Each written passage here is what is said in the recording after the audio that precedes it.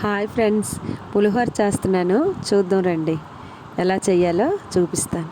ముందుగా కళాయి పెట్టుకొని అందులో కొంచెం ఆవాలు వేసుకొని వేగాక వేరుశనగ పలుకులు, కొద్దిగా శనగపప్పు,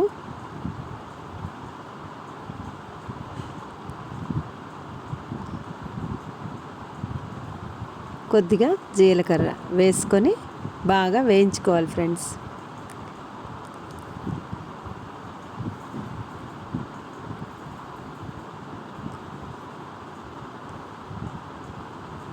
వేగాక ఎండుమిరపకాయలు వేయించుకోవాలి ఫ్రెండ్స్.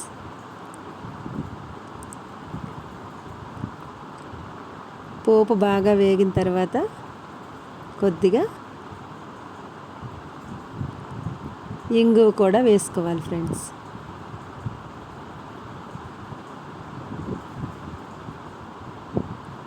ఇంగువ వేసుకొని కలుపుకునేక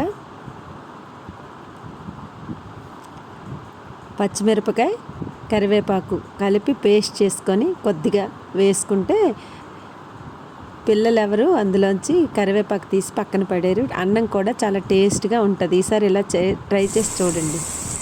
బాగా వేయించుకొని ముందుగా మనం వండి పెట్టుకున్న అన్నంలో ఈ పోపుని కలుపుకోవాలి.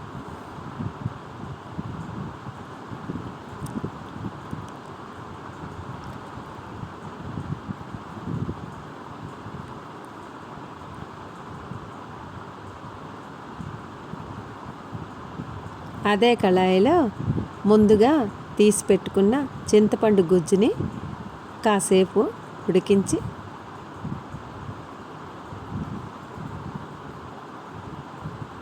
ఈ అన్నంలో కలుపుకోవాలి ఫ్రెండ్స్. ఈ గుజ్జు బాగా ఉడకపెట్టి చల్లగా అయిన తర్వాత ఈ అన్నంలో కలుపుకోవాలి. అంతే ఫ్రెండ్స్, పులిహోర రెడీ. నిమ్మరసం కూడా యాడ్ చేశాను ఫ్రెండ్స్.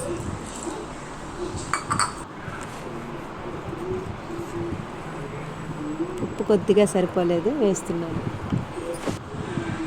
అంతే ఫ్రెండ్స్, పులిహోర రెడీ.